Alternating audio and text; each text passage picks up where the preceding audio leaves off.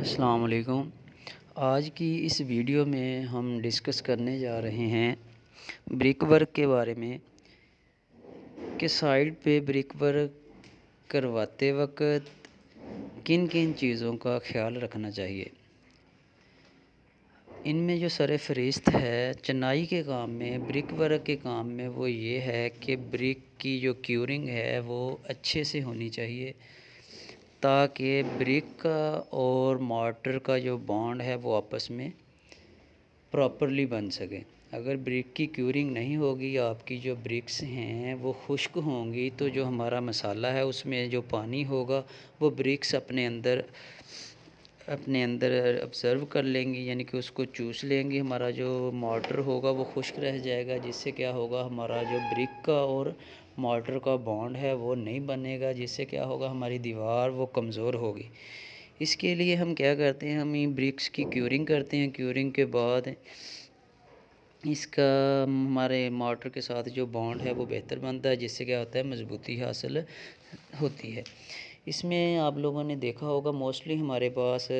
Simple گھروں میں، جو ہمارے گاؤں میں ولیجز میں گھر بنتے ہیں وہ سارے کے سارے برکس کے بنتے ہیں، لیکن اگر فریم سٹرکچر بلڈنگ آ جائے، جیسا کہ آپ لوگوں کو جو میں شیئر کر رہا ہوں وہ فریم سٹرکچر بلڈنگ ہے، اس میں کیا ہوتا ہے، ہمارے پاس کالمز ہوتے ہیں، بیمز ہوتے ہیں، ان کے ہم نے سینٹر میں یا آگے پیچھے ہم نے اپنی جو پارٹیشن والز کرنی ہوتی ہے، جیسا کہ آپ کو نظر آ رہا ہے ہمارے پاس ادھر ایک فریم سٹرکچر بلڈنگ ہے جس میں ہم شاپس کی پارٹیشن کر رہے ہیں۔ اس میں کیا ہوتا ہے، کالمز کا ڈائریکٹ برک کے ساتھ کوئی جوائنٹ نہیں بنتا، ایک دوسرے کے ساتھ ان کا کوئی جوڑ نہیں بنتا۔ ان کو آپس میں لنک کرنے کے لیے کیا کرتے ہیں، ہم ڈرل کی مدد سے ہم کالم کے اندر ہول کرتے ہیں، پھر ہم کیا کرتے ہیں، اسٹیل کے راڈز لیتے ہیں، ان کو کالم کے اندر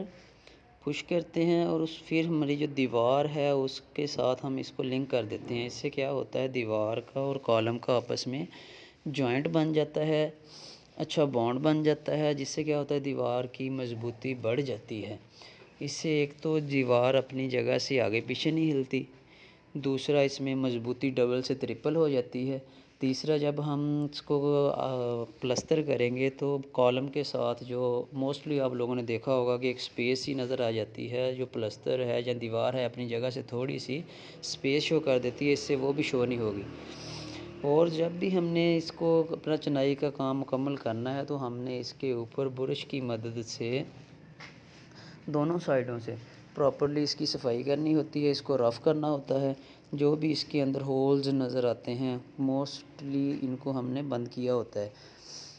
تاکہ جو چنائی ہے وہ صاف ستھری نظر آئے۔